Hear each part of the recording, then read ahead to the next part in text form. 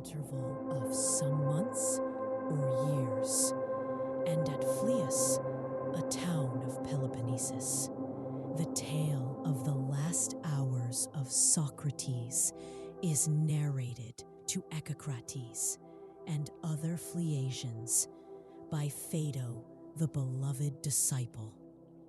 The dialogue necessarily takes the form of a narrative, because Socrates has to be described acting as well as speaking. The minutest particulars of the event are interesting to distant friends, and the narrator has an equal interest in them. During the voyage of the sacred ship to and from Delos, which has occupied 30 days, the execution of Socrates has been deferred. Compare Zenon. The time has been passed by him in conversation with a select company of disciples. But now the holy season is over, and the disciples meet earlier than usual in order that they may converse with Socrates for the last time. Those who were present, and those who might have been expected to be present, are mentioned by name. There are Simmias and Cebes, Crito, two disciples of Philolaus, whom Socrates, by his enchantments, has attracted from Thebes. Mem, Crito the aged friend, the attendant of the prison, who is as good as a friend. These take part in the conversation. There are present also Hermogenes, from whom Xenophon derived his information about the trial of Socrates. The madman, Apollodorus, Simpo, and Terpsion from Megara. Compare Theada, Ctesippus, Antisthenes, Menexenus, and some other less-known members of the Socratic circle, all of whom are silent auditors. Aristippus, Cleombrotus, and Plato are noted as absent. Almost as soon as the friends of Socrates enter the prison, Xanthippe and her children are sent home in the care of one of Crito's servants. Socrates himself has just been released from chains and is led by this circumstance to make the natural remark that pleasure follows pain. Observe that Plato is preparing the way for his doctrine of the alternation of opposites. Aesop would have represented them in a fable as a two-headed creature of the gods. The mention of Aesop reminds Cebes of a question which had been asked by Evenus the poet. Compare Apollo. Why Socrates, who was not a poet, while in prison, had been putting Aesop into verse. Because several times in his life, he had been warned in dreams that he should practice music. And as he was about to die and was not certain of what was meant, he wished to fulfill the admonition in the letter as well as in the spirit, by writing verses as well as by cultivating philosophy. Tell this to Evenus, and say that I would have him follow me in death. He is not at all the sort of man to comply with your request, Socrates. Why? Is he not a philosopher? Yes. Then he will be willing to die, although he will not take his own life, for that is held to be unlawful. Cebes asks why suicide is thought not to be right, if death is to be accounted a good. Well, according to one explanation, because man is a prisoner who must not open the door of his prison and run away. This is the truth in a mystery. or 2, rather because he is not his own property, but a possession of the gods, and has no right to make away with that which does not belong to him. But why, asks Cebes, if he is a possession of the gods, should he wish to die and leave them? For he is under their protection, and surely he cannot take better care of himself than they take of him. Simmias explains that Cebes is really referring to Socrates, whom they think too unmoved at the prospect of leaving the gods and his friends. Socrates answers that he is going to other gods who are wise and good, and perhaps to better friends. And he professes that he is ready to defend himself against the charge of Cebes. The company shall be his judges, and he hopes that he will be more successful in convincing them than he had been in convincing the court. The philosopher desires death, which the wicked world will insinuate that he also deserves. And perhaps he does, but not in any sense which they are capable of understanding. Enough of them. The real question is, what is the nature of that death which he desires? Death is the separation of soul and body, and the philosopher desires such a separation. He would like to be freed from the dominion of bodily pleasures and of the senses, which are always perturbing his mental vision. He wants to get rid of eyes and ears, and with the light of the mind, only to behold the light of truth. All the evils and impurities and necessities of men come from the body, and death separates him from these corruptions, which in life he cannot wholly lay aside. Why then should he repine when the hour of separation arrives? Why, if he is dead while he lives, should he fear that other death, through which alone he can behold wisdom in her purity?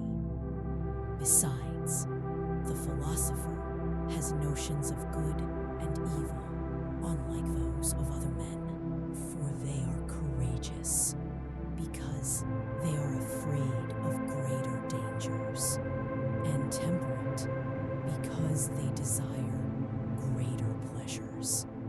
But he disdains this balancing of pleasures and pains, which is the exchange of commerce and not of virtue. All the virtues, including wisdom, are regarded by him only as purifications of the soul. And this was the meaning of the founders of the mysteries when they said, "Many are the wand-bearers, but few are the mystics." Compare Matt 22. Many are called, but few are chosen. And in the hope that he is one of these mystics, Socrates is now departing. This is his answer to anyone who charges him with indifference at the prospect of leaving the gods and his friends. Still, a fear is expressed that the soul, upon leaving the body, may vanish away like smoke or air. Socrates, in answer, appeals first of all to the old Orphic tradition that the souls of the dead are in the world below, and that the living come from them.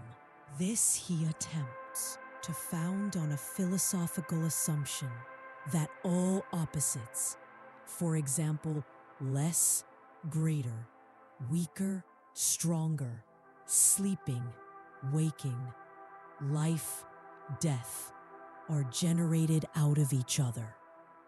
Nor can the process of generation be only a passage from living to dying, for then all would end in death.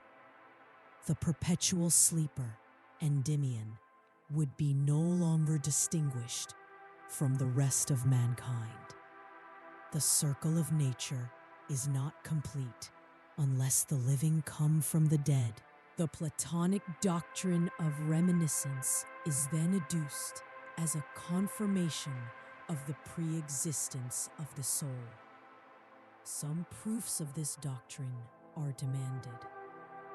One proof given is the same as that of the Meno, and is derived from the latent knowledge of mathematics, which may be elicited from an unlearned person when a diagram is presented to him. Again, there is a power of association, which, from seeing Cineas, may remember Cebes, or from seeing a picture of Cineas, may remember Simmias.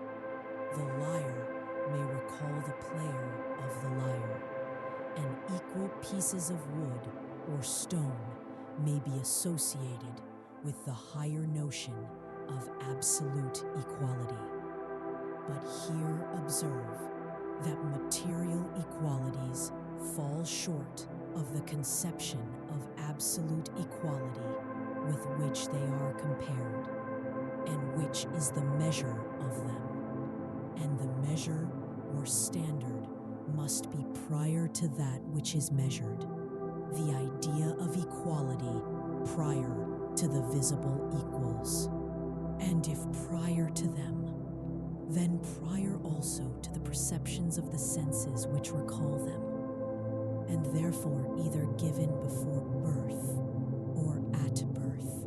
But all men have not this knowledge, nor have any without a process of reminiscence, which is a proof that it is not innate or given at birth, unless indeed it was given and taken away at the same instant. But if not given to men in birth, it must have been given before birth. This is the only alternative which remains. And if we had ideas in a former state, then our souls must have existed and must have had intelligence in a former state. The pre-existence of the soul stands or falls with the doctrine of ideas. It is objected by Simmias and Cebes that these arguments only prove a former and not a future existence. Socrates answers this objection by recalling the previous argument in which he had shown that the living come from the dead. But the fear that the soul at departing may vanish into air, especially if there is a wind blowing at the time, has not yet been charmed away. He proceeds, when we fear that the soul will vanish away, let us ask ourselves, what is that which we suppose to be liable to dissolution? Is it the simple or the compound, the unchanging or the changing, the invisible idea or the visible object of sense? Clearly, the latter and not the former, and therefore not the soul, which in her own pure thought is unchangeable, and only when using the senses descends into the region of change. Again, the soul commands, the body serves. In this respect, too, the soul is akin to the divine, and the body to the mortal. And in every point of view, the soul is the image of divinity and immortality, and the body of the human and mortal.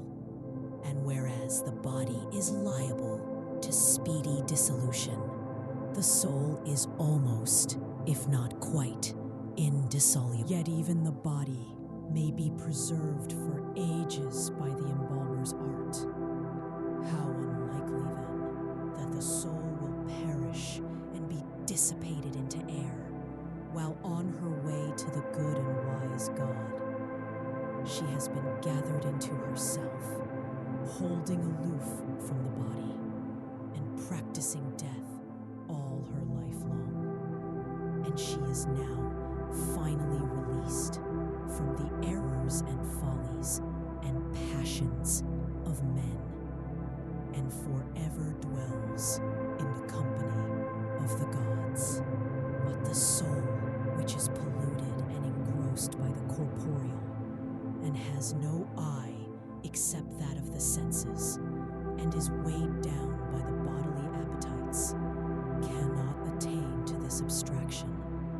In her fear of the world below, she lingers about the sepulchre, loath to leave the body which she loved, a ghostly apparition, saturated with sense, and therefore visible.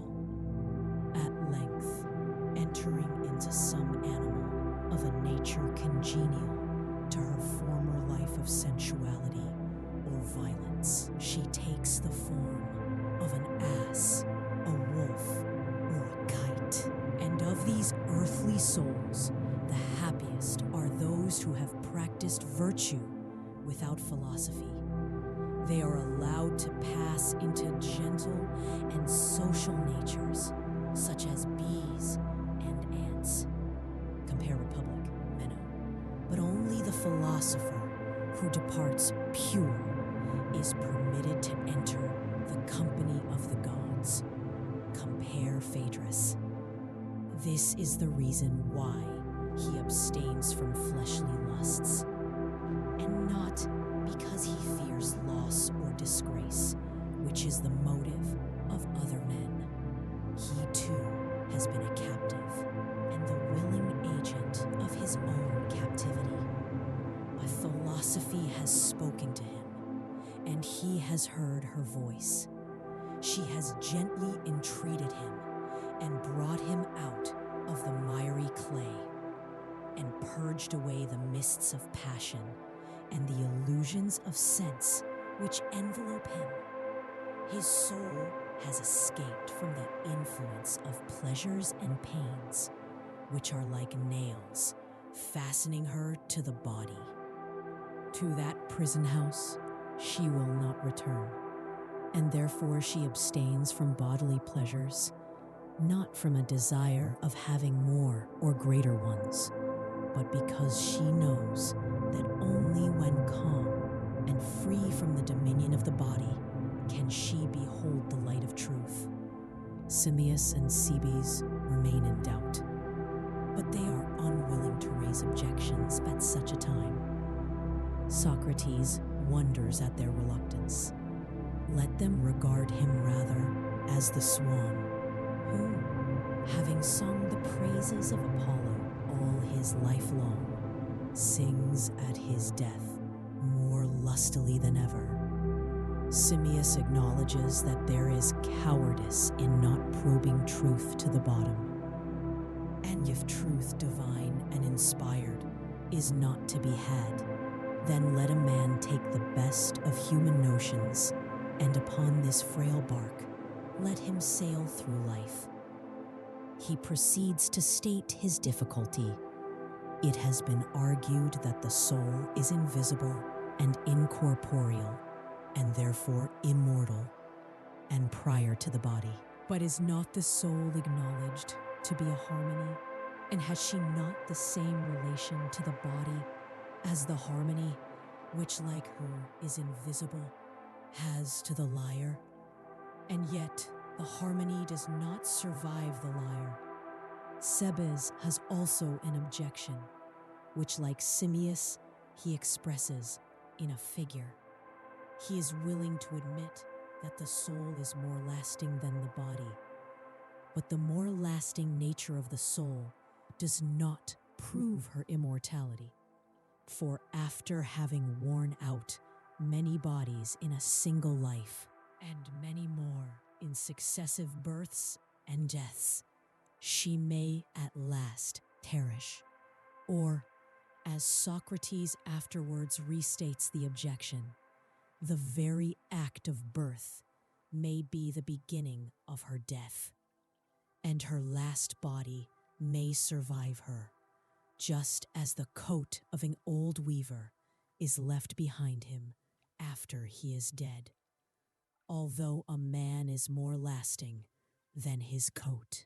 And he who would prove the immortality of the soul must prove not only that the soul outlives one or many bodies, but that she outlives them all. The audience, like the chorus in a play, for a moment interpret the feelings of the actors. There is a temporary depression, and then the inquiry is resumed.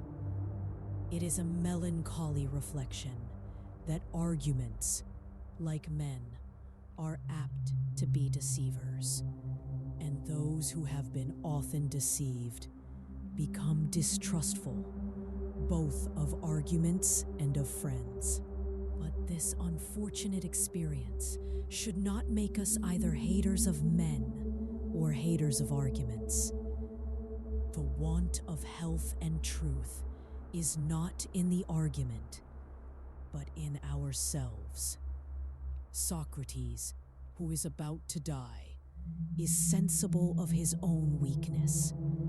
He desires to be impartial, but he cannot help feeling that he has too great an interest in the truth of the argument, and therefore he would have his friends examine and refute him if they think that he is in error.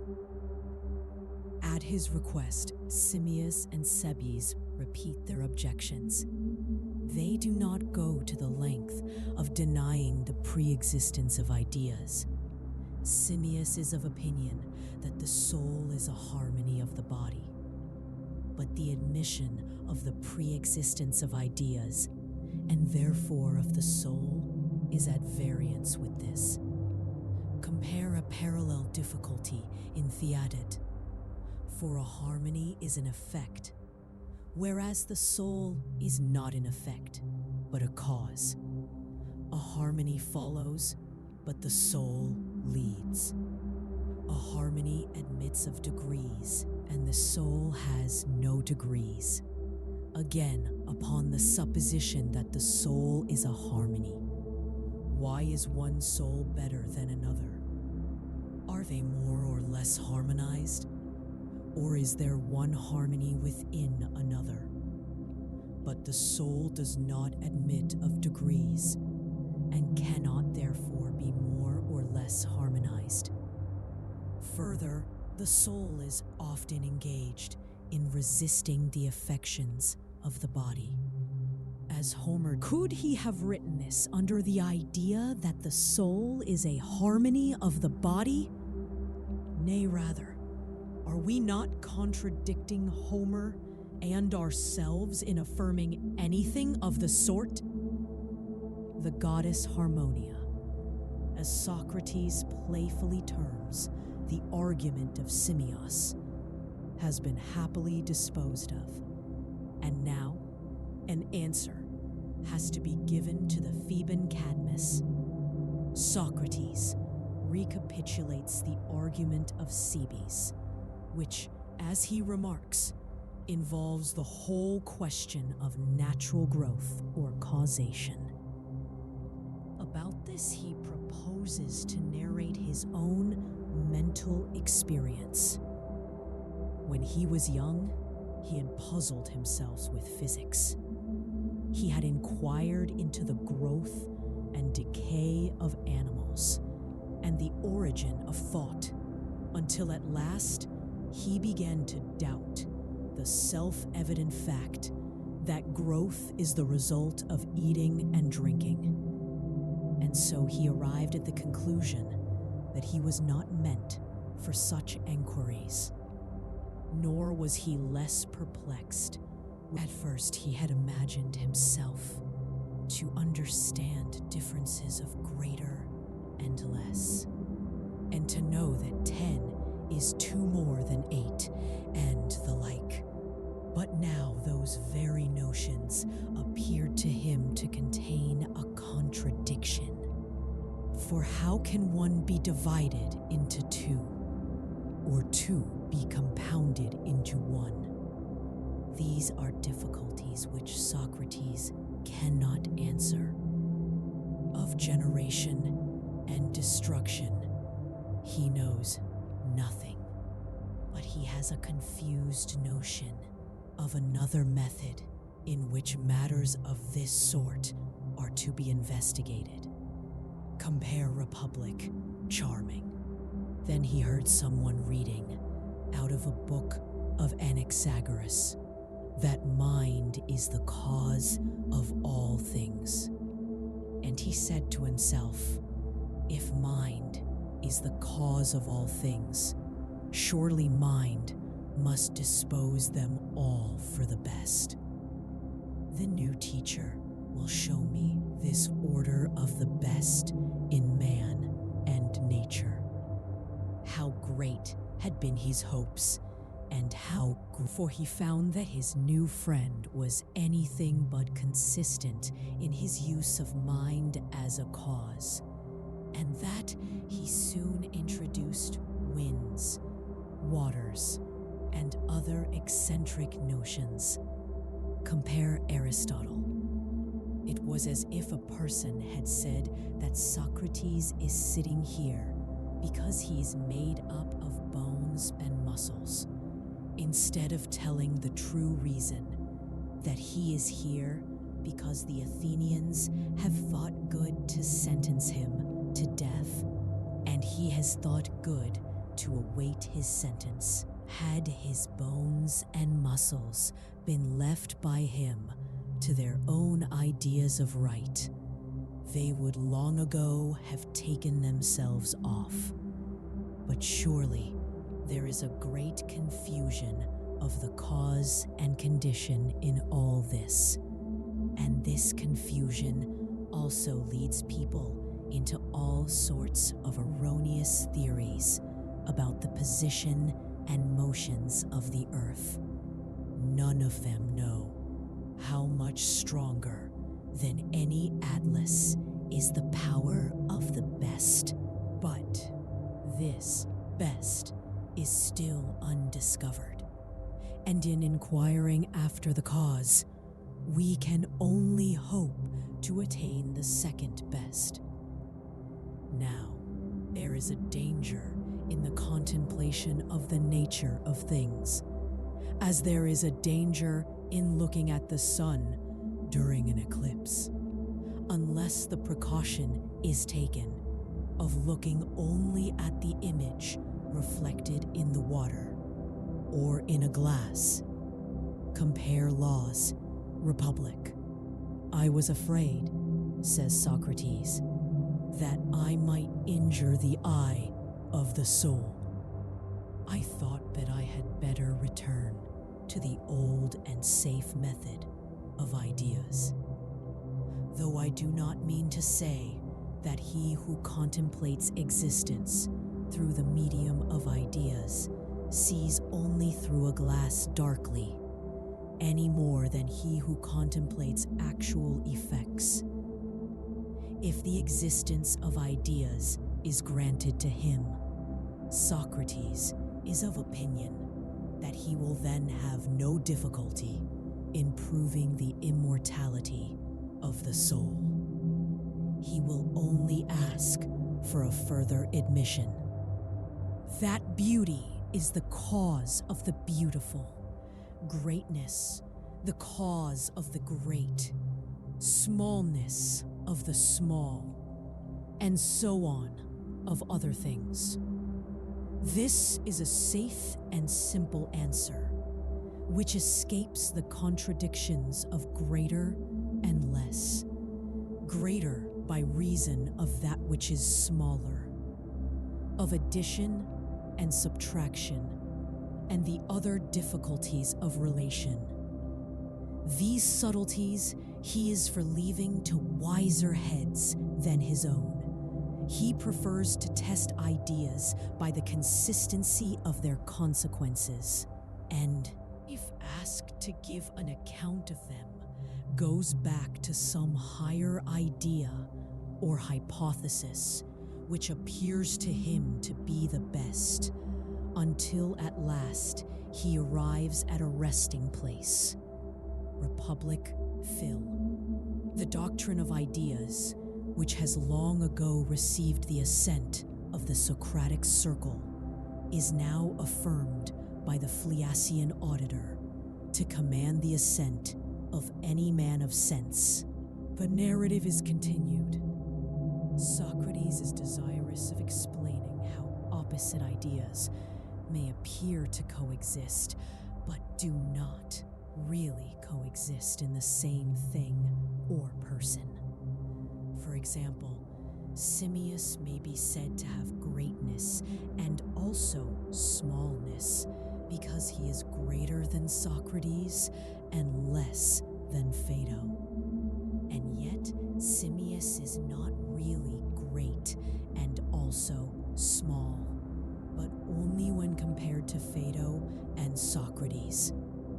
I use the illustration, says Socrates, because I want to show you not only that ideal opposites exclude one another, but also the opposites in us. I, for example, having the attribute of smallness, remain small and cannot become great. The smallness which is in me drives out greatness. One of the company here remarked that this was inconsistent with the old assertion that opposites generated opposites. But that, replies Socrates, was affirmed, not of opposite ideas either in us or in nature, but of opposition in the concrete, not of life and death, but of individuals living and dying. When this objection has been removed, Socrates proceeds. This doctrine of the mutual exclusion of opposites is not only true of the opposites themselves, but of things which are inseparable from them. For example, cold and heat are opposed, and fire, which is inseparable from heat, cannot coexist with cold, or snow, which is inseparable from cold, with heat. Again, the number 3 excludes the number 4, because 3 is an odd number and 4 is an even number, and the odd is opposed to the even. Thus, we are able to proceed a step beyond the safe and simple answer. We may say not only that the odd excludes the even, and in like manner, not only does life exclude death, but the soul, of which life is the inseparable attribute, also excludes death, and that of which life is the inseparable attribute is by the force of the terms imperishable. If the odd principle were imperishable, then the number 3 would not perish, but remove on the approach of the even principle. But the immortal is imperishable, and therefore the soul on the approach of death does not perish, but removes. Thus, all objections appear to be finally silenced, and now the application has to be made. If the soul is immortal, what manner of persons ought we to be, having regard not only to time, but to eternity? For death is not the end of all, and the wicked is not released from his evil by death, but every one carries with him into the world below which he is or has become, and that only. Or after death, the soul is carried away to judgment, and when she has received her punishment, returns to earth in the course of ages.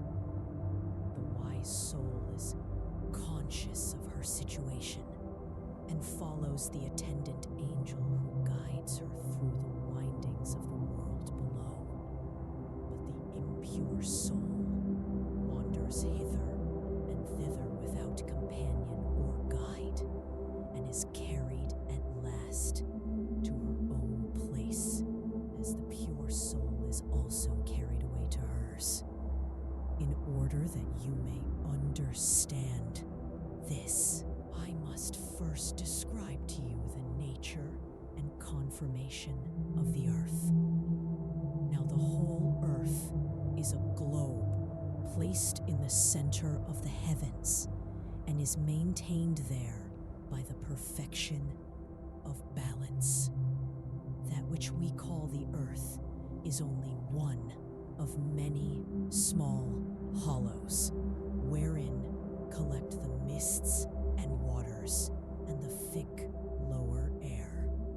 But the true earth is above, and is in a finer and subtler. And if, like birds, we could fly to the surface of the air, in the same manner that fishes come to the top of the sea, then we should behold the true earth, and the true heaven, and the true stars.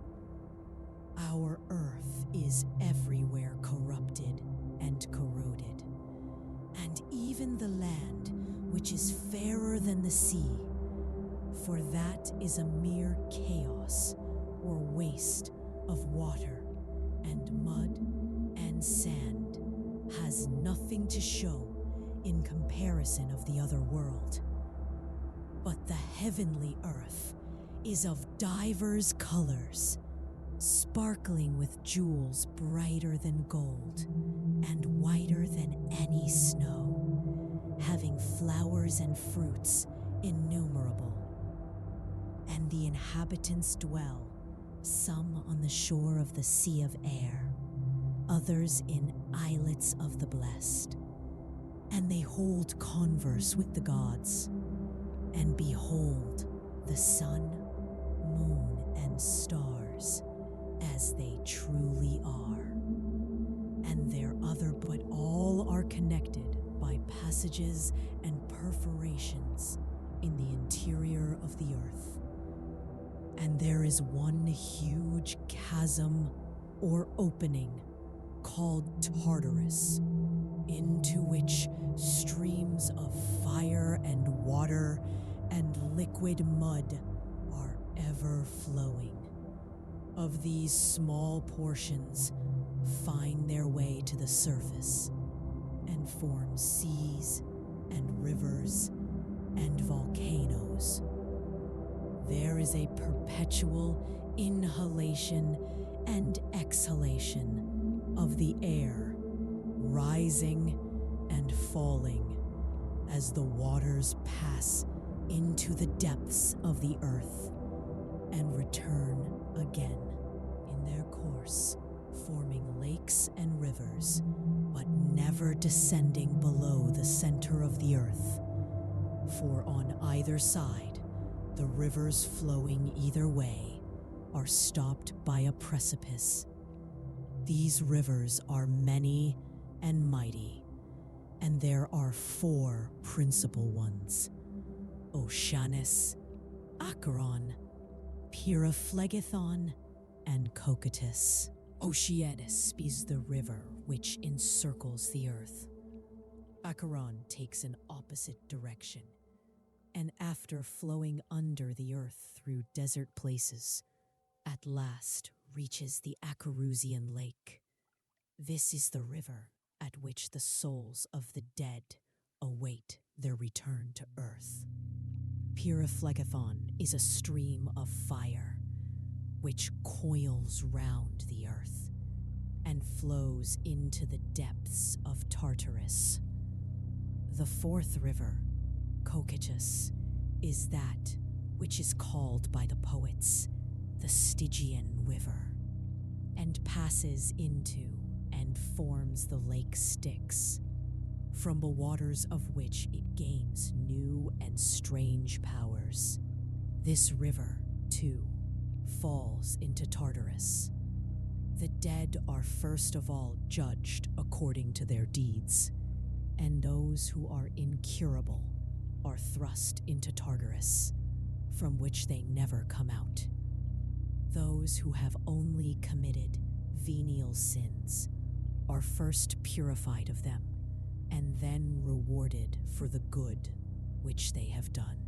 Those who have committed crimes, great indeed, but not unpardonable, are thrust into Tartarus, but are cast forth at the end of a year by way of Pyriphlegethon or Cocytus, and these carry them as far as the Acherusian lake, where they call upon their victims to let them come out of the rivers into the lake.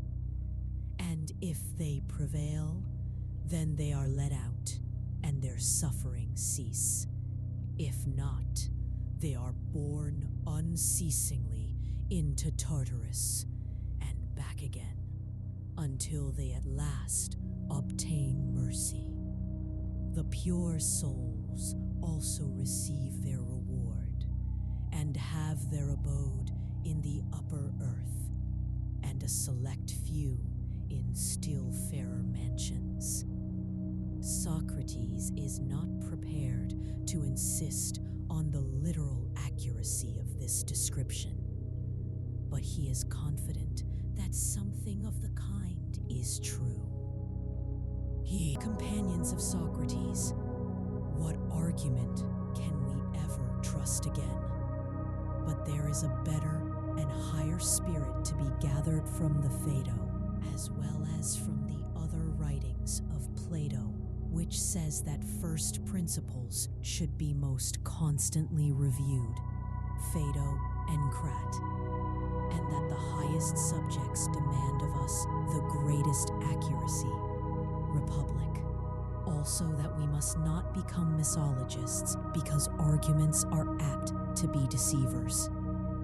2. In former ages, there was a customary rather than a reasoned belief in the immortality of the soul. It was based on the authority of the Church, on the necessity of such a belief to morality and the order of society, on the evidence of an historical fact, and also on analogies and figures of speech which filled up the void, or gave an expression in words to a cherished instinct. The mass of mankind went on their way, busy with the affairs of this life, hardly stopping to think about another. But in our own day, the question has been reopened, and it is doubtful whether the belief which in the first ages of Christianity was the strongest motive of action can survive the conflict with a scientific age in which the rules of evidence are stricter and the mind has become more sensitive to criticism. It has faded into the distance by a natural process as it was removed further and further from the historical fact on which it has been supposed to rest.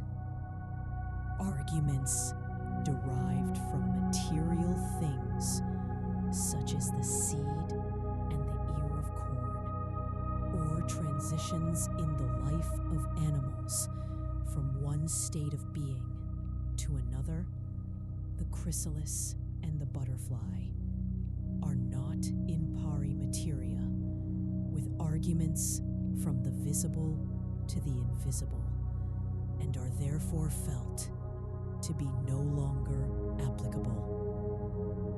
The evidence to the historical fact seems to be weaker than was once supposed. It is not consistent with itself and is based upon documents which are of unknown origin. The immortality of man must be proved by other arguments than these if it is again to become a living belief.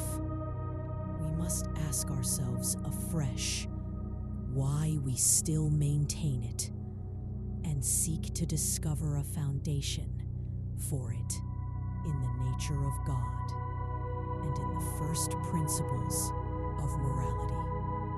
3. At the outset of the discussion, we may clear away a confusion. We certainly do not mean by the immortality of the soul the immortality of fame, which kind, and even the interest in these few is comparatively short-lived. To have been a benefactor to the world, whether in a higher or a lower sphere of life and thought, is a great thing. To have the reputation of being one when men have passed out of the sphere of earthly praise or blame is hardly worthy of consideration. The memory of a great man, so far from being immortal, is really limited to his own generation. So long as his friends or his disciples are alive, so long as his books continue to be read, so long as his political or military successes fill a page in the history of his country. The praises which are bestowed upon him at his death hardly last longer than the flowers which are strewed upon his coffin, or the immortelles which are laid upon his tomb.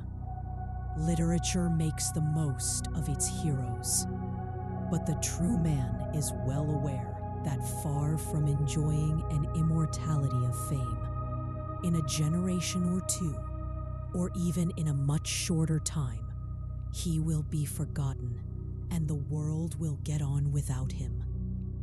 4.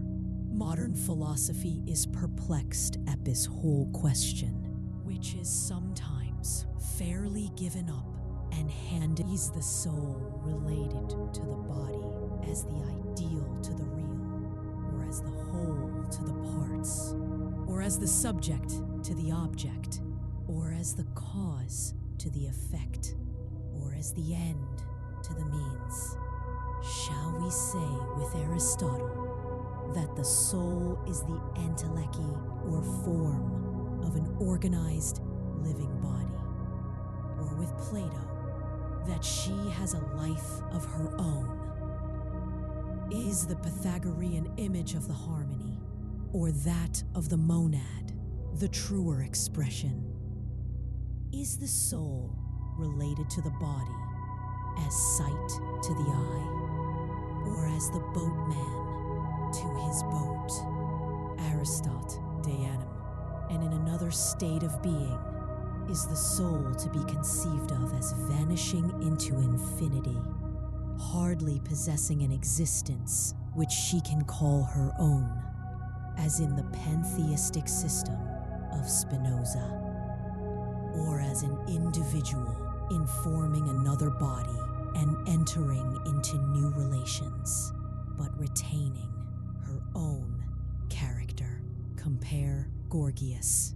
Or is the opposition of soul and body a mere illusion, and the true self neither soul nor body, but the union of the two in the I which is above them? And is death the assertion of this individuality in the higher nature, and the falling away into nothingness of the lower? Or are we vainly attempting to pass the boundaries of human thought?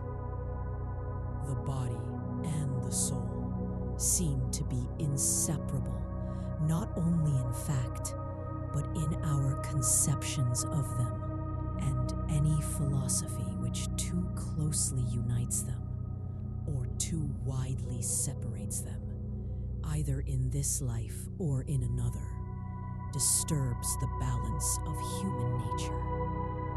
No thinker has perfectly adjusted them or been entirely consistent with himself in describing their relation to one another.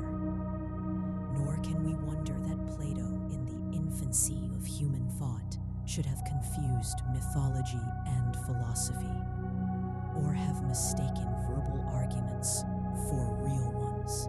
Again, believing in the immortality of the soul, we must still ask the question of Socrates: what is that which we suppose to be immortal?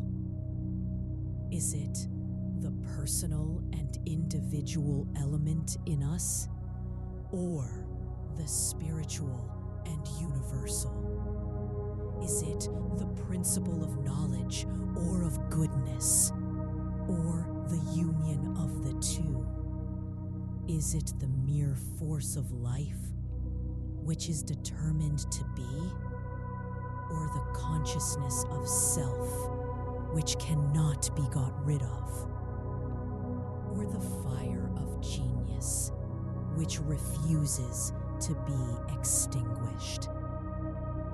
Or is there a hidden being which is allied to the author of all existence, who is because he is perfect, and to whom our ideas of perfection give us a title to belong? Whatever answer is given by us to these questions, there still remains the necessity of allowing the permanence of evil, if not forever, at any rate for a time, for the annihilation of evil at death, or the eternal duration of it, seem to involve equal difficulties in the moral government of the universe.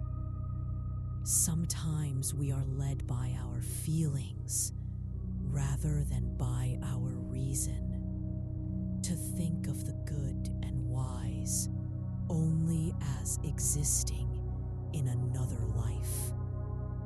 Why should the mean, the weak, the idiot, the infant, the herd of men who have never in any proper sense the use of reason, reappear with blinking eyes in the light of another world? But our second thought is that the hope of humanity is a common one, and that all or none will be partakers of immortality. Reason does not allow us to suppose that we have any greater claims than others, and experience may often reveal to us unexpected flashes of the higher nature in those whom we had despised. Why should the wicked suffer any more than ourselves? Had we been placed, the worst of men are objects of pity rather than of anger to the philanthropist. Must they not be equally such to divine benevolence? Even more than the good, they have need of another life, not that they may be punished, but that they may be educated. These are a few of the reflections which arise in our minds when we attempt to assign any form to our conceptions of a future state. There are some other questions which are disturbing to us because we have no answer to them. What is to become of the animals in a future state? Have we not seen dogs more faithful and intelligent than men, and men who are more stupid and brutal than any animals?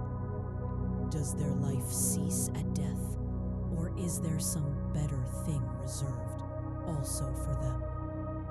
They may be said to have a shadow or imitation of morality, and imperfect moral claims upon the benevolence. We cannot think of the least or lowest of them, the insect, the bird, the inhabitants of the sea or the desert, as having any place in a future world.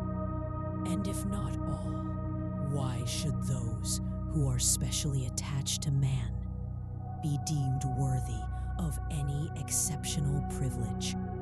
When we reason about such a subject, almost at once we degenerate into nonsense. It is a passing thought which has no real hold on the mind. We may argue for the existence of animals in a future state from the attributes of God or from texts of Scripture. Are not 2 sparrows sold for 1 farthing, etc.? But the truth is that we are only filling up the void of another world with our own fancies. Again, we often talk about the origin of evil, that great bugbear of theologians, by which they frighten us into believing any superstition. What answer can be made to the old commonplace? Is not even if we assume that the inequalities of this life are rectified by some transposition of human beings in another, still, the existence of the very least evil, if it could have been avoided, seems to be at variance with the love and justice of God. And so, we arrive at the conclusion that we are carrying logic too far, and that the attempt to frame the world according to a rule of divine perfection is opposed to experience and had better be given up.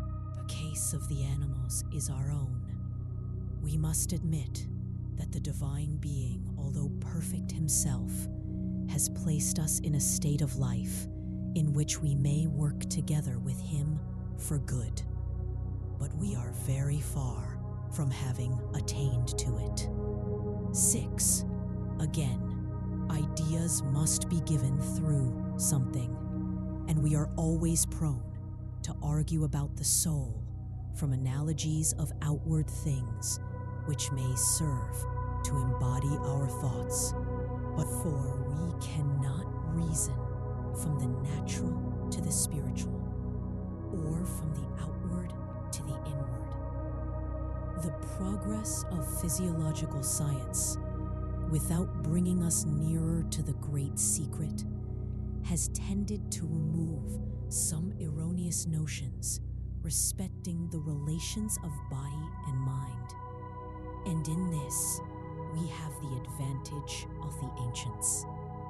But no one imagines that any seed of immortality is to be discerned in our mortal frames. Most people have been content to rest their belief in another life on the agreement of the more enlightened part of mankind, and on the inseparable connection of such a doctrine with the existence of a God. Also, in a less degree, on the impossibility of doubting about the continued existence of those whom we love and reverence in this world. And after all has been said, the figure, the analogy, the argument are felt to be only approximations in different forms to an expression of the common sentiment of the human heart. That we shall live again is far more certain than that we shall take any particular form of life. When we speak of the immortality of the soul, we must ask further what we mean by the word immortality. For of the duration of a living being in countless ages, we can form no conception, far less than a 3 years old child of the whole of life. The naked eye might as well try to see the furthest star in the infinity of heaven. Whether time and space really exist when we take away the limits of them may be doubted. At any rate, the thought of them, when unlimited, are so overwhelming to us as to lose all distinctness. Philosophers have spoken of them as forms of the human mind. But what is the mind without them? As then infinite time, or an existence out of time, which are the only possible explanations of eternal duration, are equally inconceivable to us.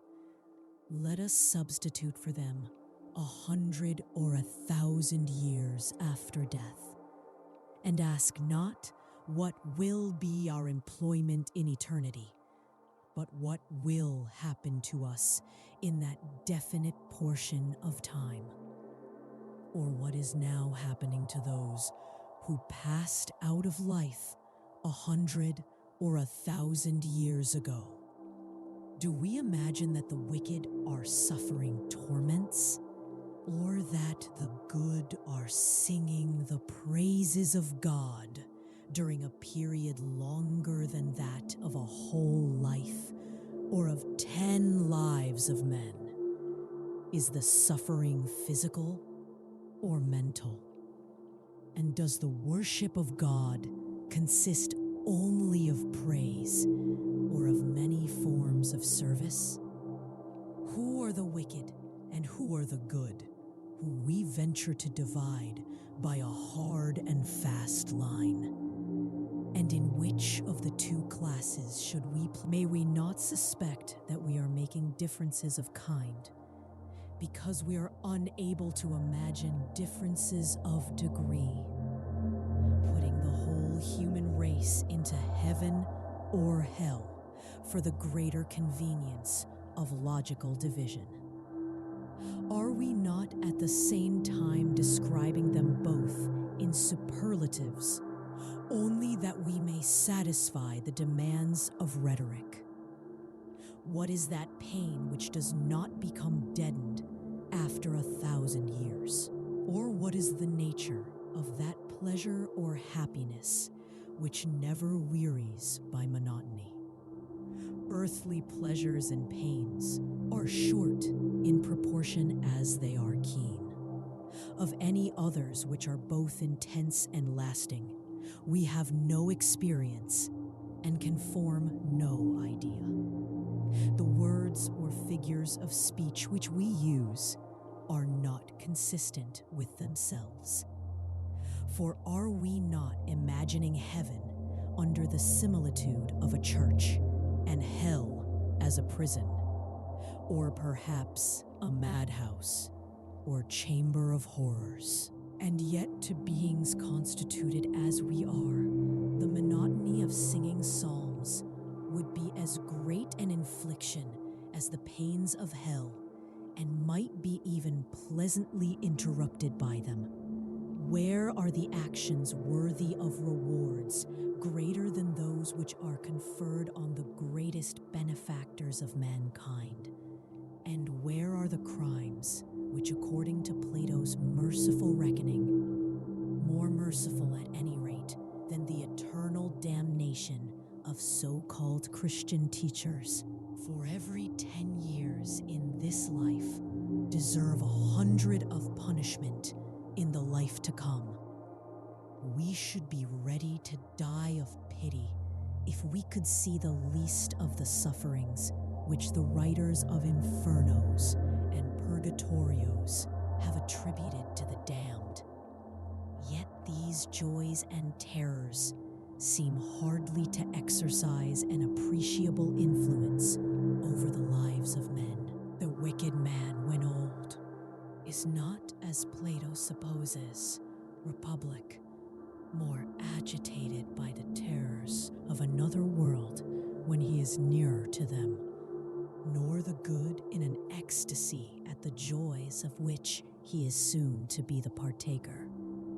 Age numbs the sense of both worlds, and the habit of life is strongest in death.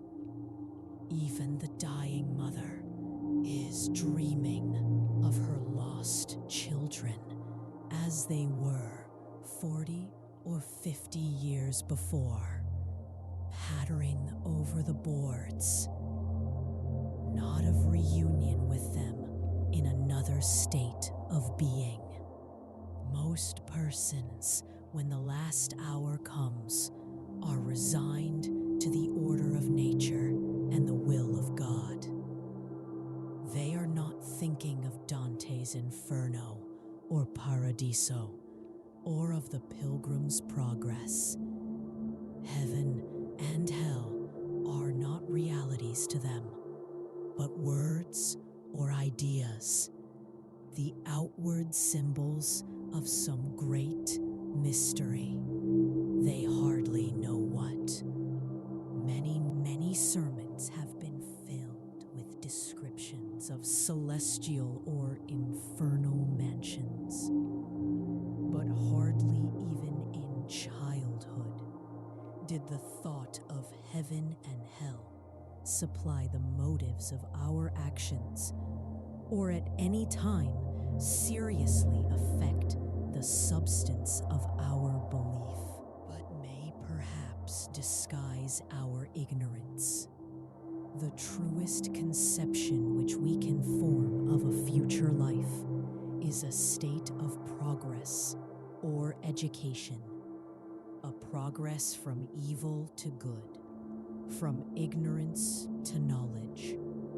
To this we are led by the analogy of the present life, in which we see different races and nations of men, and different men and women of the same nation. There are punishments, too, of children when they are growing up, inflicted by their parents, of elder offenders which are imposed by the law of the land, of all men, at all times of life, which are attached by the laws of nature to the performance of certain actions.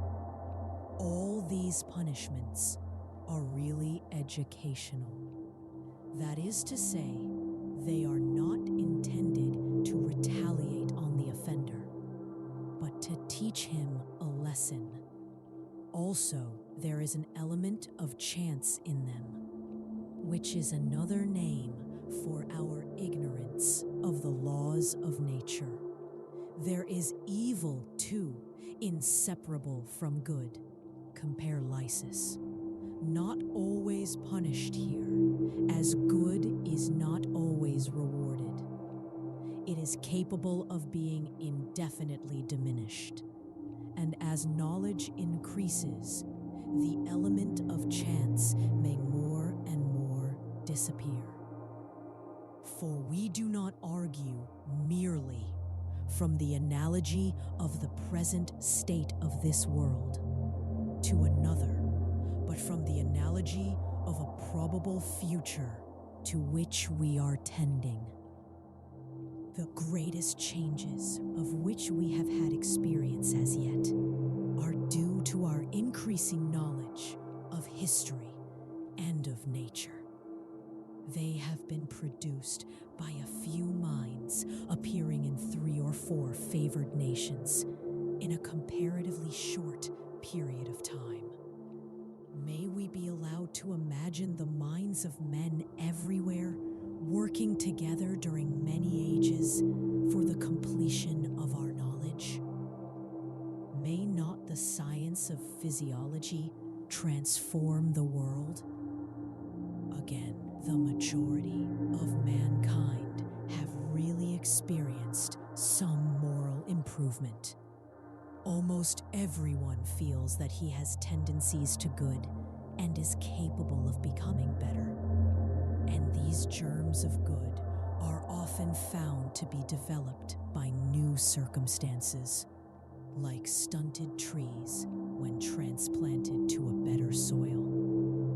The differences between the savage and the civilized man, or between the civilized man in old and new countries, may be indefinitely increased. The first difference is the effect of a few thousand, the second of a few hundred years. We congratulate ourselves that slavery has become industry, that law and constitutional government have superseded despotism and violence, that an ethical religion has taken the place of fetichism. There may yet come a time when the many may be as well off as the few, when no one will be weighed down by excessive toil, when the necessity of providing for the body will not interfere with mental improvement, when the physical frame may be strengthened and developed, and the religion of all men may become a reasonable service. Nothing, therefore, either in the present state of man or in the tendencies of the future, as far as we can entertain conjecture of them, would lead us to suppose that God governs us vindictively in this world, and therefore we have no reason. The true argument from analogy is not this life is a mixed state of justice and injustice, of great waste, of sudden casualties, of disproportionate punishments, and therefore the like inconsistencies, irregularities, injustices are to be expected in another. But this life is subject to law and is in a state of progress, and therefore law and progress may be believed to be the governing principles of another. All the analogies of this world would be against unmeaning punishments inflicted 100 or 1,000 years after an offense had been committed. Suffering there might be as a part of education, but not hopeless or protracted, as there might be a retrogression of individuals or of bodies of men, yet not such as to interfere with a plan for the improvement of the whole. Compare Laws 9. But someone will say that we cannot reason from the seen to the unseen, and that we are creating another world after the image of this, just as men in former ages have created gods in their own likeness. And we, like the companions of Socrates, may feel discouraged at hearing our favorite argument from analogy thus summarily disposed of. Like himself, too, we may adduce other arguments in which he seems to have anticipated us, though he expresses them in different language.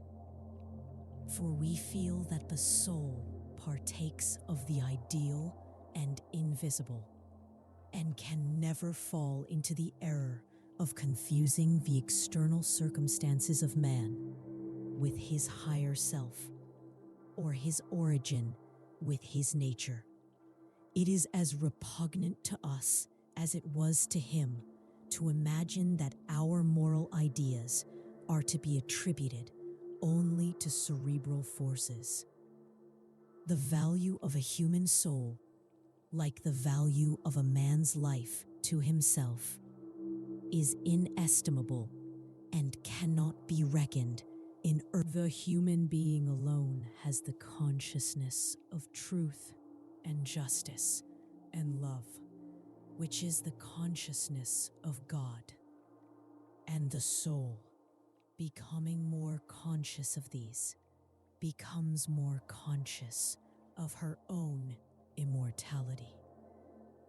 The last ground of our belief in immortality, and the strongest, is the perfection of the divine nature. The mere fact of the existence of God does not tend to show the continued existence of man. An evil God or an indifferent God might have had the power, but not the will, to preserve us. He might have regarded us as fitted to minister to his service by a succession of existences, like the animals, without attributing to each soul an incomparable value. But if he is perfect, he must will that all rational beings should partake of that perfection which he himself is. In the words of the Timaeus, he is good, and therefore he desires that all other things should be as like himself as possible.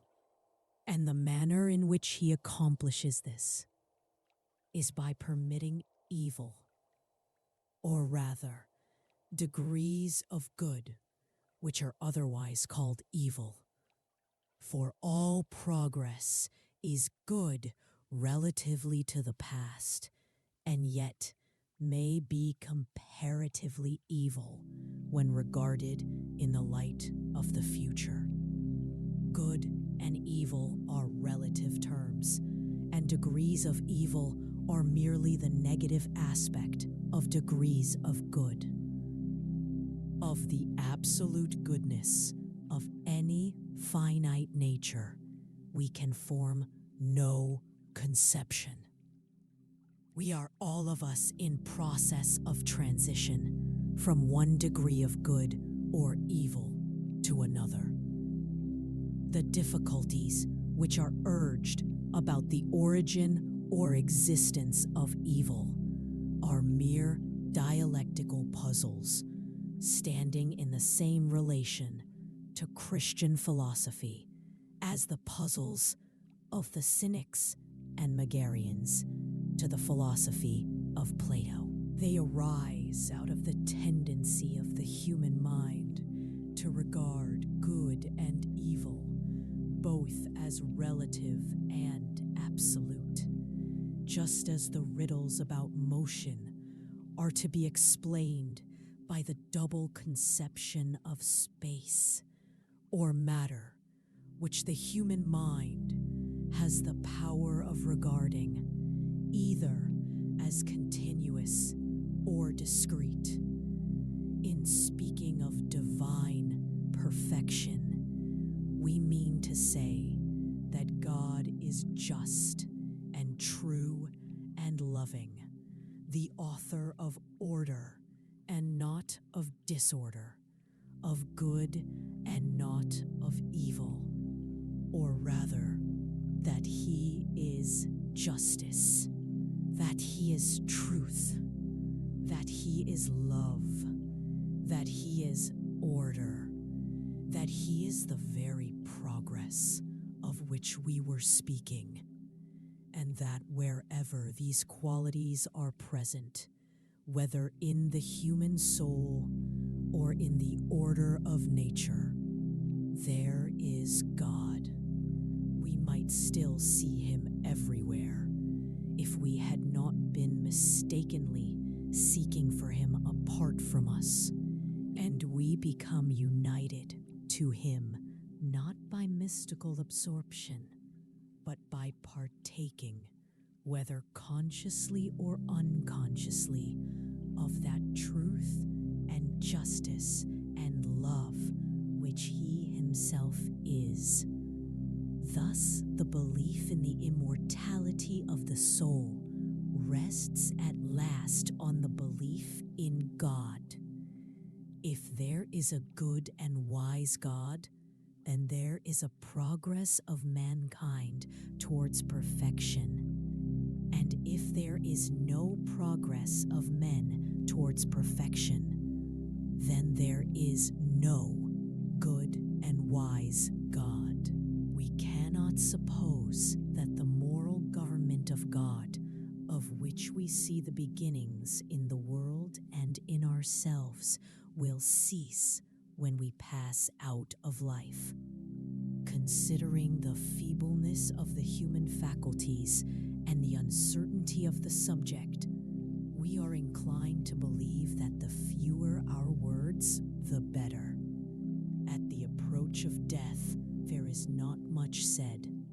Good men are too honest to go out of the world professing more than they know. There is, perhaps, no important subject about which, at any time, even religious people speak so little to one another. In the fullness of life, the thought of death is mostly awakened by the sight or recollection of the death of others, rather than by the prospect of our own.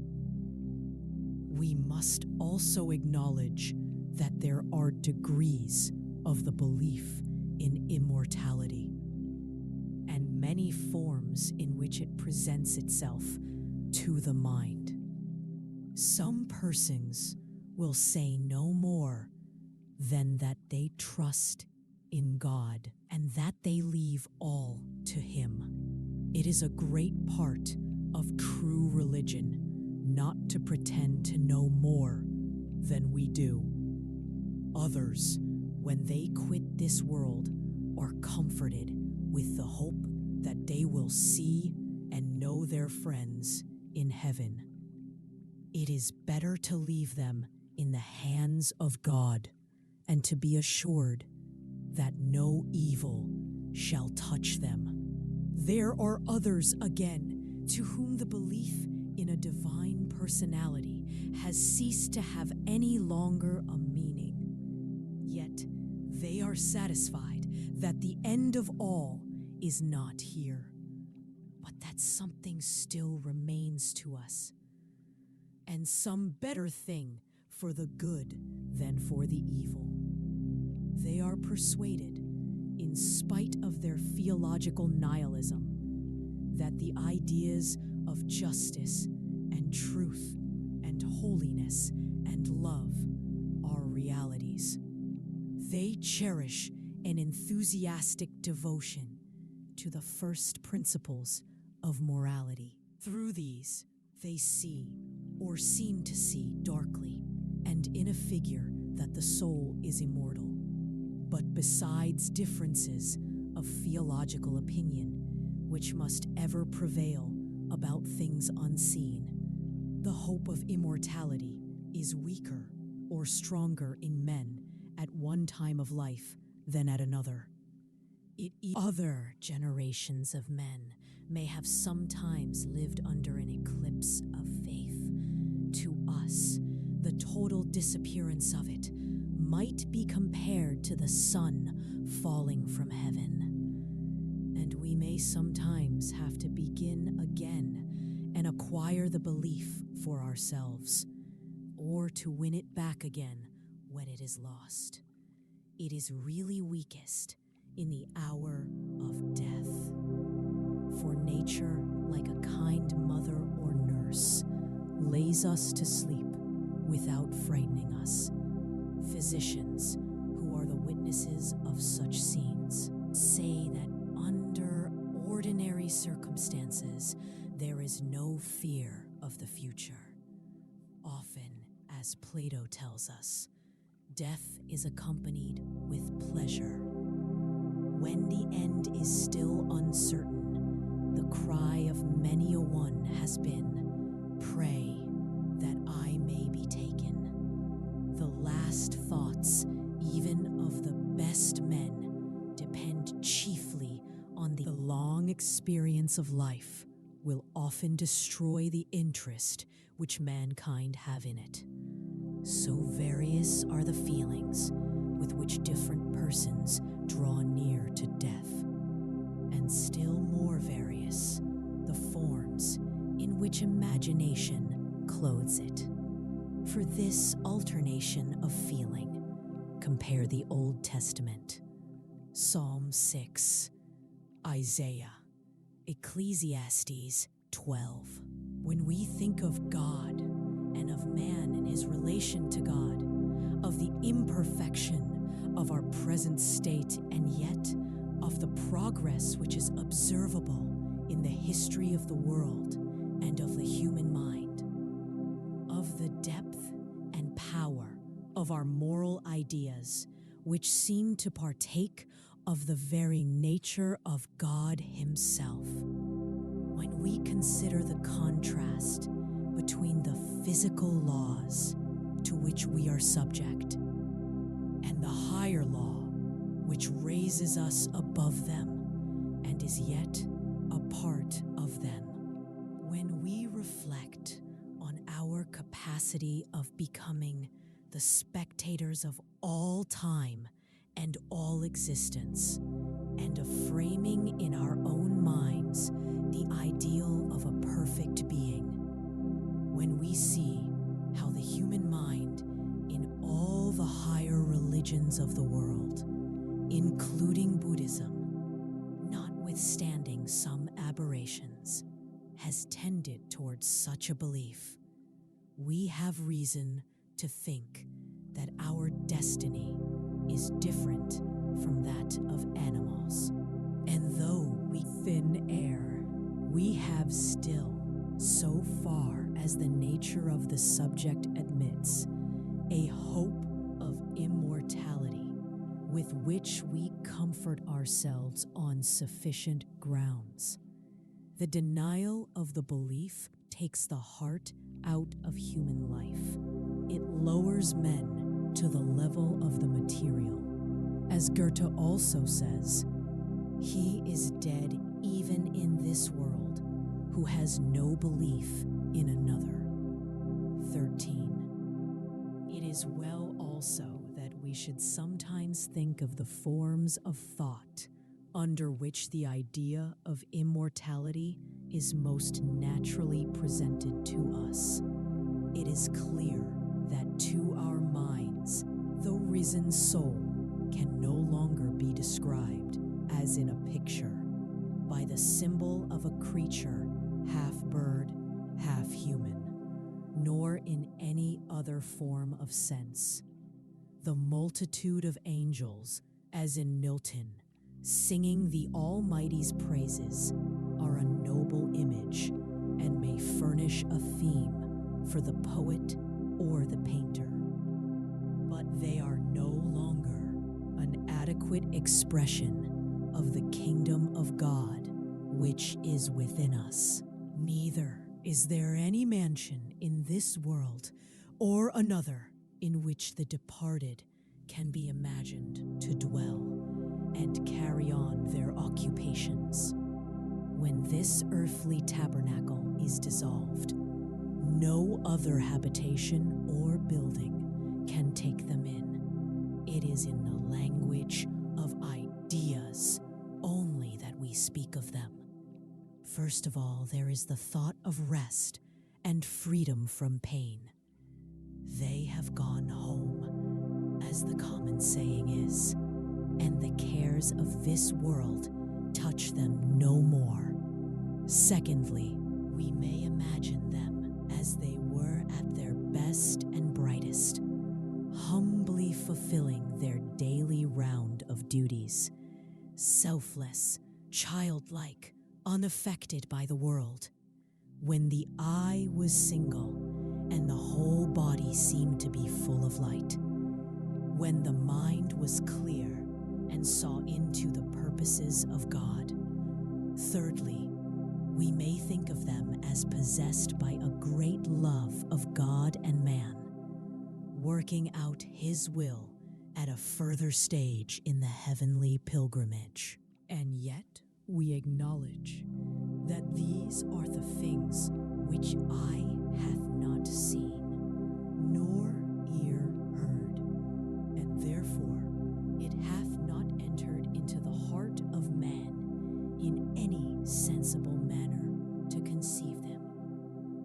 truthfully, there may have been some moments in our own lives when we have risen above ourselves or been conscious of our truer selves, in which the will of God has superseded our wills, and we have entered into communion with Him and been partakers for a brief season of the divine truth and love, in which, like Christ, we have been inspired to utter the prayer, I in them and thou in me, that we may be all made perfect in one. These precious moments, if we have ever known them, are the nearest approach which we can make to the idea of immortality.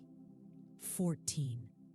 Returning now to the earlier stage of human thought, which is represented, there is the same tendency to materialism, the same inconsistency in the application of the idea of mind, the same doubt whether the soul is to be regarded as a cause or as an effect, the same falling back on moral convictions.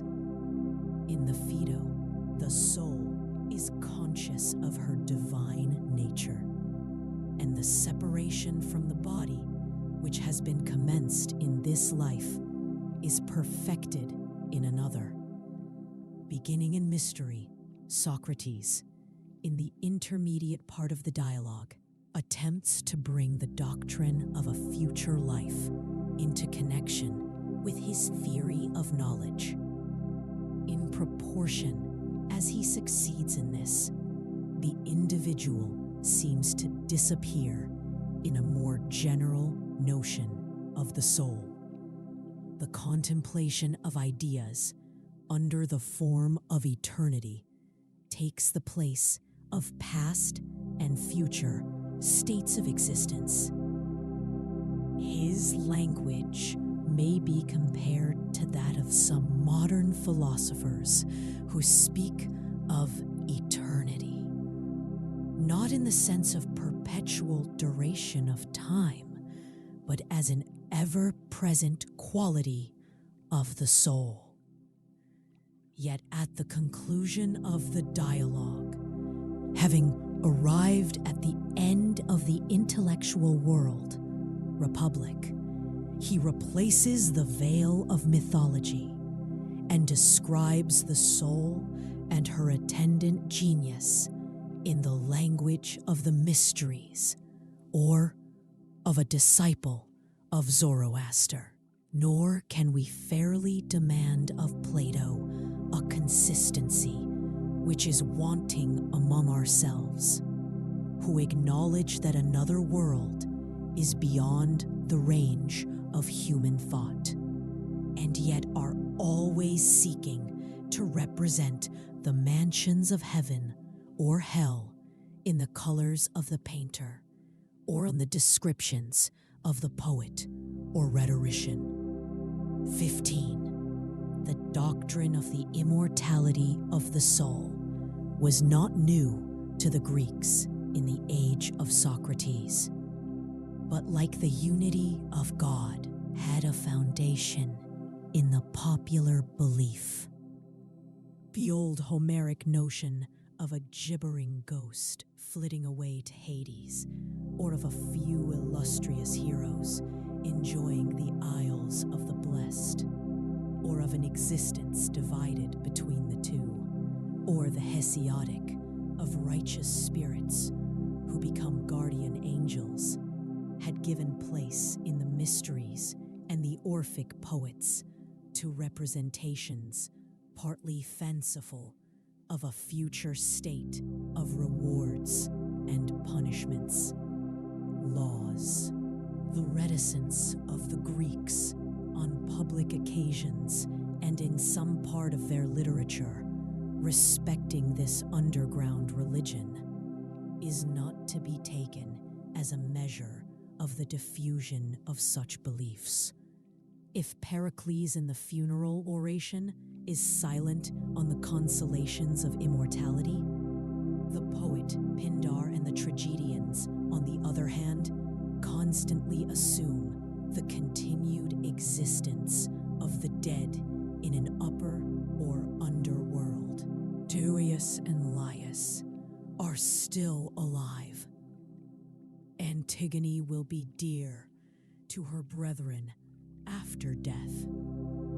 The way to the palace of Kronos is found by those who have thrice departed from evil. The tragedy of the Greeks is not rounded by this life, but is deeply set in decrees of fate and mysterious workings of powers beneath the earth. In the caricature of Aristophanes, there is also a witness to the common sentiment. The Ionian and Pythagorean philosophies arose, and some new elements were added to the popular belief. The individual must find an expression as well as the world. Either the soul was supposed to exist in the form of a magnet, or of a particle of fire, or of light, or air, or water, or of a number, or of a harmony of number, or to be or have, like the stars, a principle of motion, Aristot de animem. At length, Anaxagoras, hardly distinguishing between life and mind, or between mind, human and divine, attained the pure abstraction. And this, like the other abstractions of Greek philosophy, sank deep into the human intelligence. The opposition of the intelligible and the sensible, and of God to the world, supplied an analogy which assisted in the separation of soul and body. If ideas were separable from phenomena, mind was also separable from matter. If the ideas were eternal, the mind that conceived them was eternal too. As the unity of God was more distinctly acknowledged, the conception of the human soul became more developed. The succession or alternation of life and death had occurred to Heraclitus. The Eleatic Parmenides had stumbled upon the modern thesis that thought and being are the same. The Eastern belief in transmigration defined the sense of individuality, and some, like Empedocles, fancied that the blood which they had shed in another state of being was crying against them, and that for 30,000 years they were to be fugitives and vagabonds upon the earth. The desire of recognizing a lost mother, or love, or friend in the world below, Phaedo, was a natural feeling which in that age, as well as in every other, has given distinctness to the hope of immortality. Nor were ethical considerations wanting, partly derived from the necessity of punishing the greater sort of criminals whom no avenging power of this world could reach. The voice of conscience, too, was heard, reminding the good man that he was not altogether innocent. Republic. To these indistinct longings and fears, an expression was given in the mysteries and Orphic poets. A heap of books, passing under the names of Musaeus and Orpheus in Plato's time, were filled with notions of an underworld. 16. Yet after all the belief in the individuality of the soul after death had but a feeble hold on the Greek mind, like the personality of God, the personality of man in a future state was not inseparably bound up with the reality of his existence. For the distinction between the personal and impersonal, and also between the divine and human, was far less marked to the Greek than to ourselves. And as Plato readily passes from the notion of the good to that of God, he also passes almost imperceptibly to himself and his reader from the future life of the individual soul to the eternal being of the absolute soul.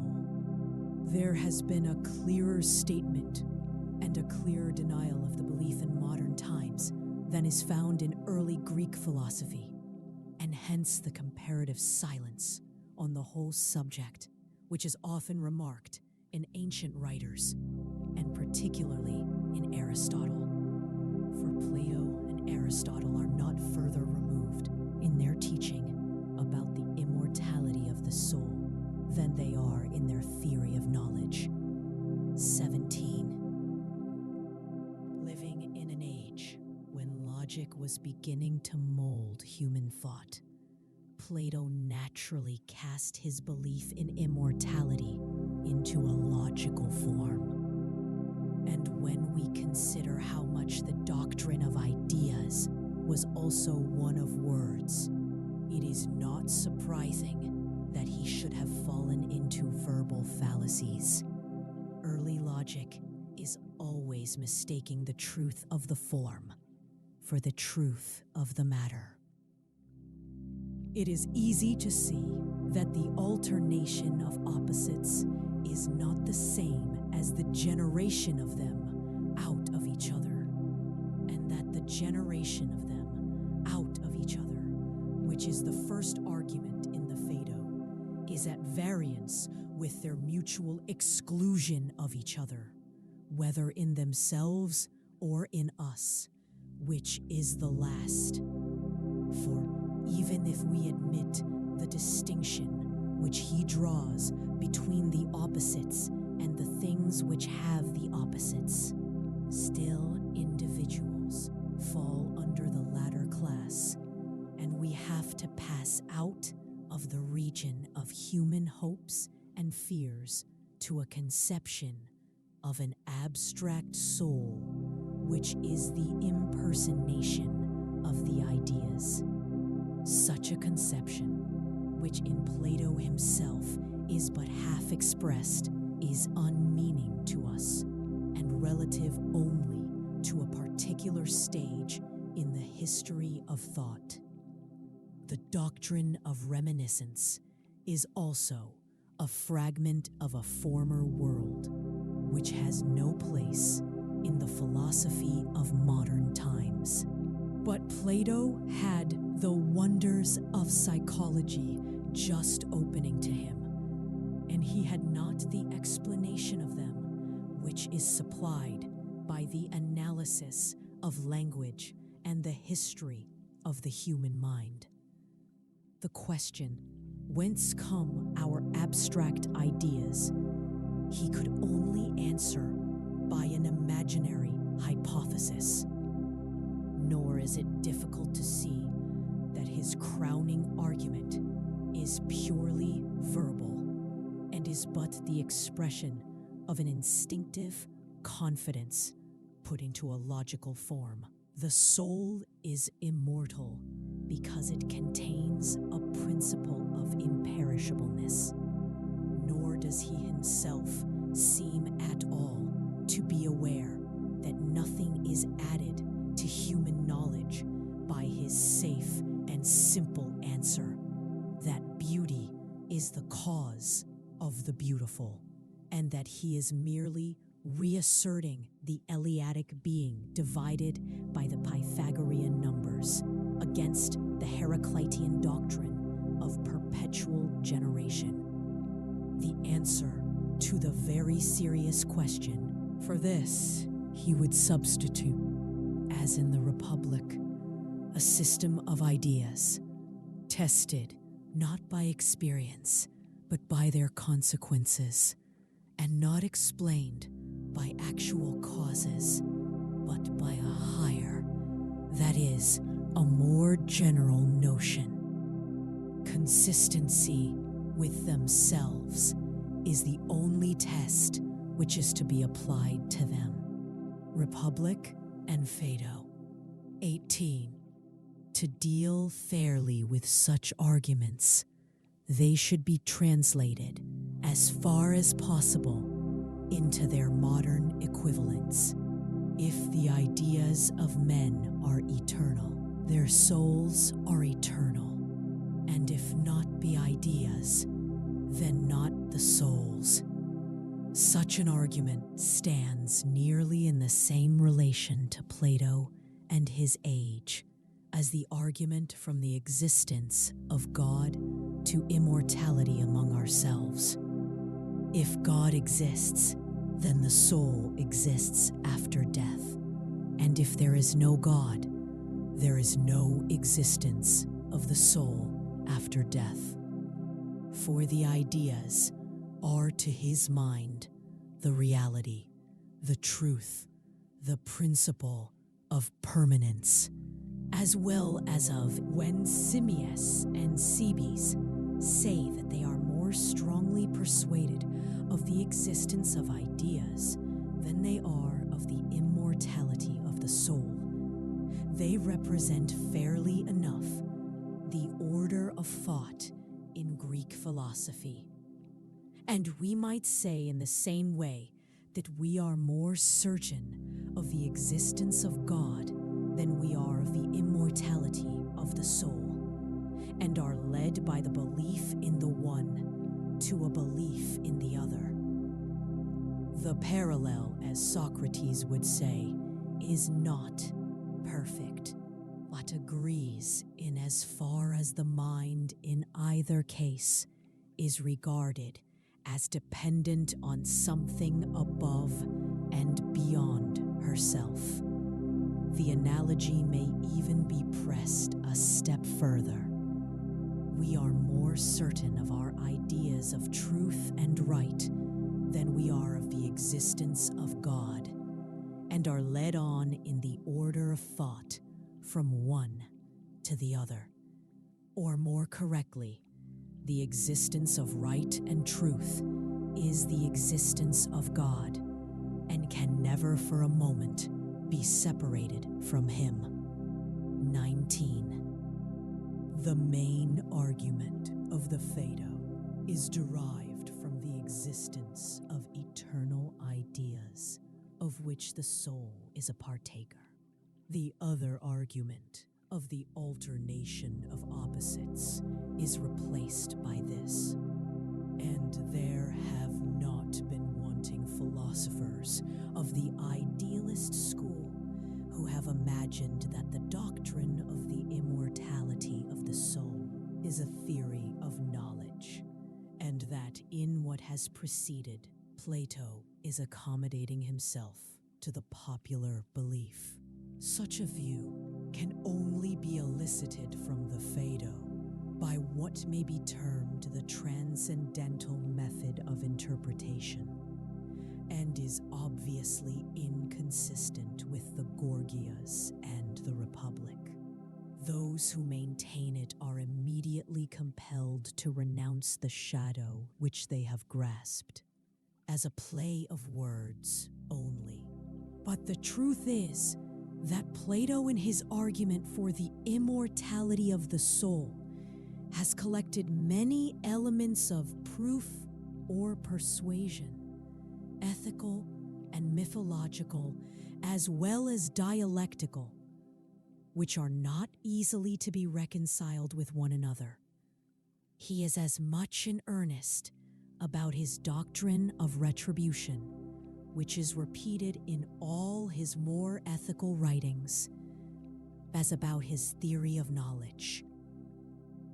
And while we may fairly translate the dialectical into the language of Hegel, and the religious and mythological into the language of Dante or Bunyan, the ethical speaks to us still in the same voice and appeals to a common feeling.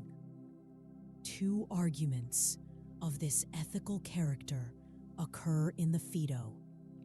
The first may be described as the aspiration of the soul after another state of being. Like the Oriental or Christian mystic, the philosopher is seeking to withdraw from impurities of sense, to leave the world and the things of the world, and to find his higher self. Plato recognizes in these aspirations the foretaste of immortality, as Butler and Addison in modern times have argued, the one from the moral tendencies of mankind, the other from the progress of the soul towards perfection. In using this argument, Plato has certainly confused the soul, which has left the body, with the soul of the good and wise. Compare Republic.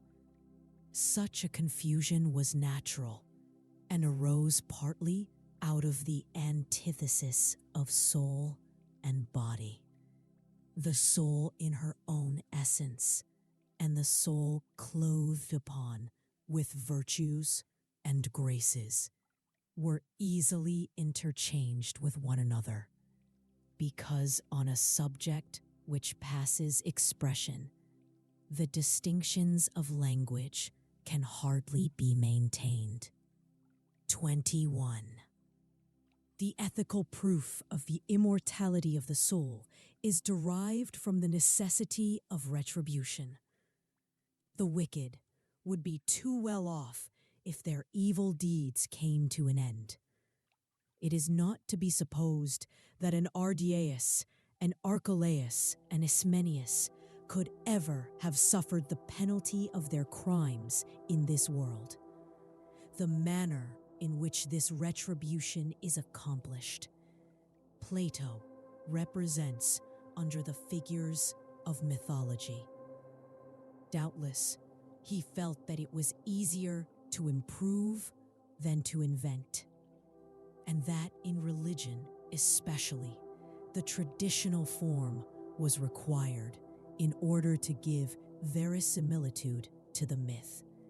The myth, too, is far more probable to that age than to ours, and may fairly be regarded as one guess among many about the nature of the earth, which he cleverly supports by the indications of geology.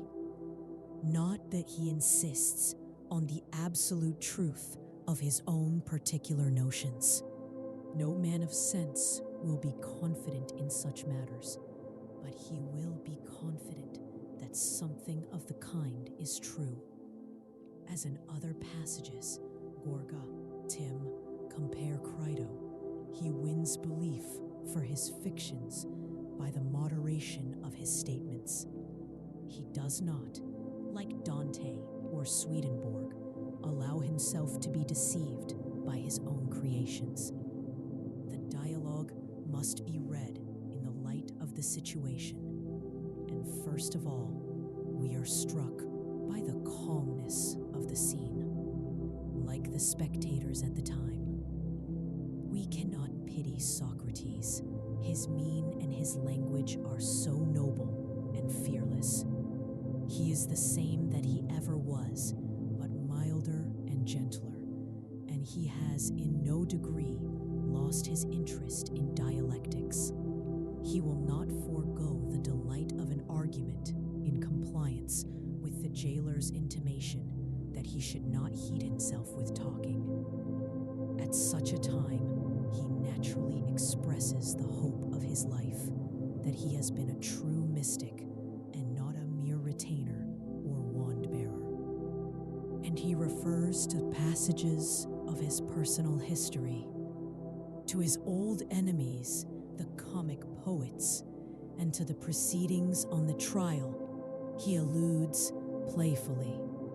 But he vividly remembers the disappointment which he felt in reading the books of Anaxagoras. The return of Xanthippe and his children indicates that the philosopher is not made of oak or rock. Some other traits of his character may be noted. For example, the courteous manner in which he inclines his head to the last objector, or the ironical touch, "Me already," as the tragic poet would say, "the voice of fate calls," or the depreciation of the arguments with which he comforted himself and them, or his fear of mythology, or his references to Homer, or the playful smile with which he talks like a book about greater and less, or the allusion to the possibility of finding another teacher among barbarous races, compare Polite, or the mysterious reference of generation and destruction for which he is vainly feeling. There's no change in him, only now he is invested with a sort of sacred character, as the prophet or priest of Apollo, the god of the festival, in whose honor he first of all composes a hymn, and then, like the swan, pours forth his dying lay. Perhaps the extreme elevation of Socrates above his own situation and the ordinary interests of life. Compare his jeu d'esprit about his burial, in which for a moment he puts on the Silenus mask. Create in the mind of the after an interval of some months or years, and at Phlius, a town of Peloponnesus, the tale of the last hours of Socrates is narrated to Echecrates and other Phliasians by Phaedo, the beloved disciple.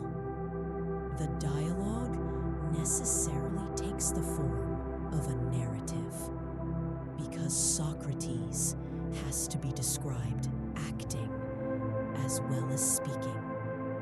The minutest particulars of the event are interesting to distant friends, and the narrator has an equal interest in them. During the voyage of the sacred ship to and from Delos, which has occupied 30 days, the execution of Socrates has been deferred. Compare Zenon. The time has been passed by him in conversation with a select company of disciples. But now the holy season is over, and the disciples meet earlier than usual in order that they may converse with Socrates for the last time. Those who were present, and those who might have been expected to be present, are mentioned by name. There are Simmias and Cebes, Crito, 2 disciples of Philolaus, whom Socrates, by his enchantments, has attracted from Thebes. Mem, Crito the aged friend, the attendant of the prison, who is as good as a friend. These take part in the conversation. There are present also Hermogenes, from whom Xenophon derived his information about the trial of Socrates, the madman Apollodorus, Simpo, and Terpsion from Megara. Compare Theoda, Ctesippus, Antisthenes, Menexenus, and some other less-known members of the Socratic circle, all of whom are silent auditors. Aristippus, Cleombrotus, and Plato are noted as absent. Almost as soon as the friends of Socrates enter the prison, Xanthippe and her children are sent home in the care of one of Crito's servants. Socrates himself has just been released from chains and is led by this circumstance to make the natural remark that pleasure follows pain. Observe that Plato is preparing the way for his doctrine of the alternation of opposites. Aesop would have represented them in a fable as a two-headed creature of the gods. The mention of Aesop reminds Cebes of a question which had been asked by Evenus the poet. Compare Apollo. Why Socrates, who was not a poet, while in prison, had been putting Aesop into verse. Because several times in his life, he had been warned in dreams that he should practice music.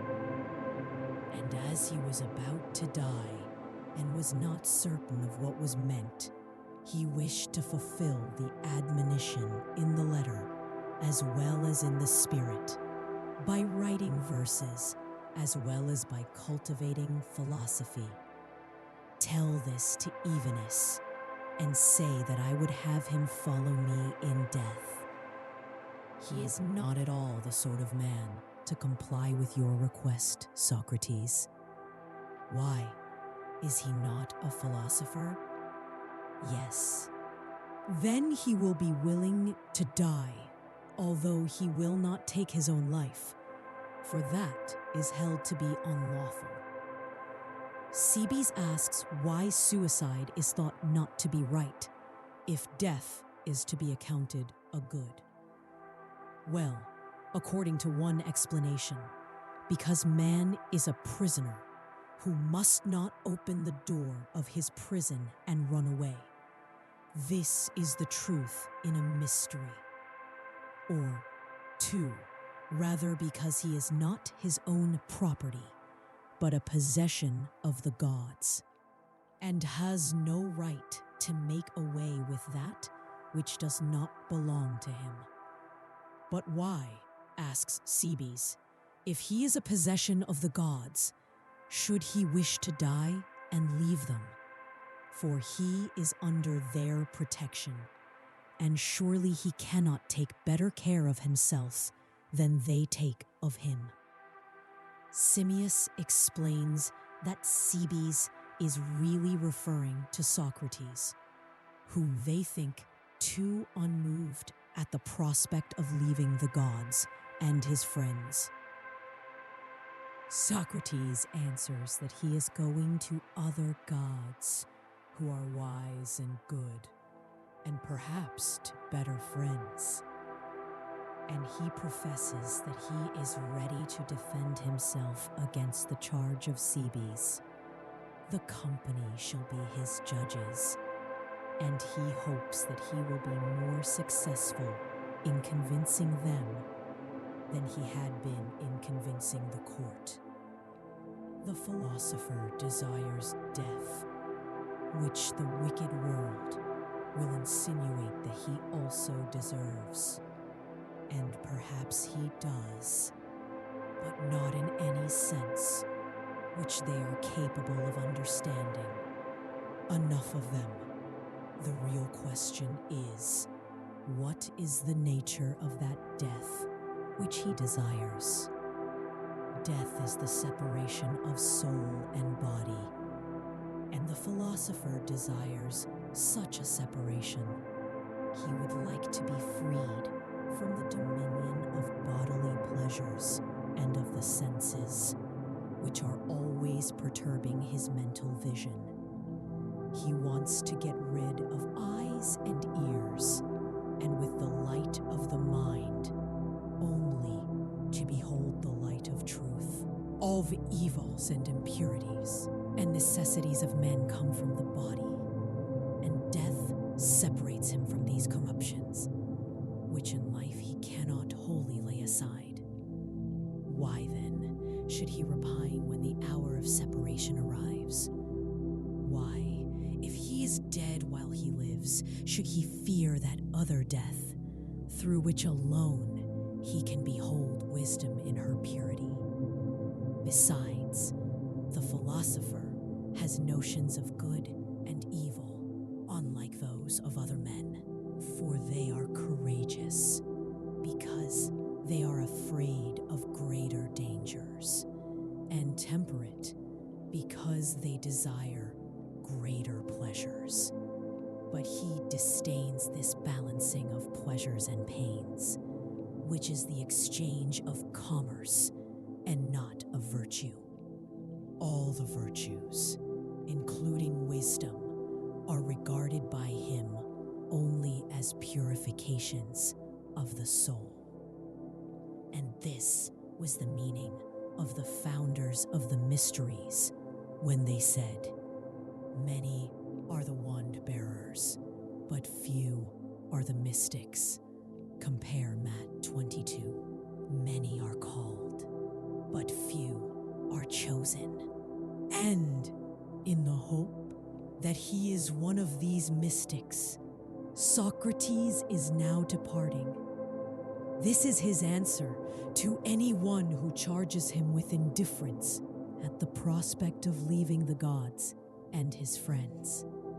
Still, a fear is expressed that the soul, upon leaving the body, may vanish away like smoke or air.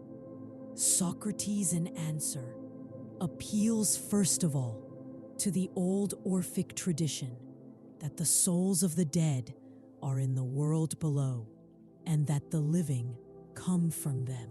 This he attempts to found on a philosophical assumption that all opposites, for example, less, greater, weaker, stronger, sleeping, waking, life, death, are generated out of each other.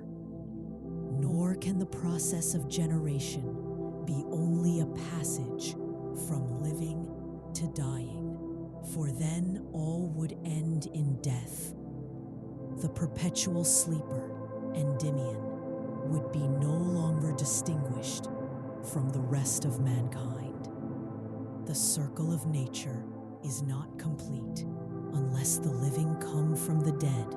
The Platonic doctrine of reminiscence is then adduced as a confirmation of the pre-existence of the soul. Some proofs of this doctrine are demanded. One proof given is the same as that of the Meno, and is derived from the latent knowledge of mathematics, which may be elicited from an unlearned person when a diagram is presented to him.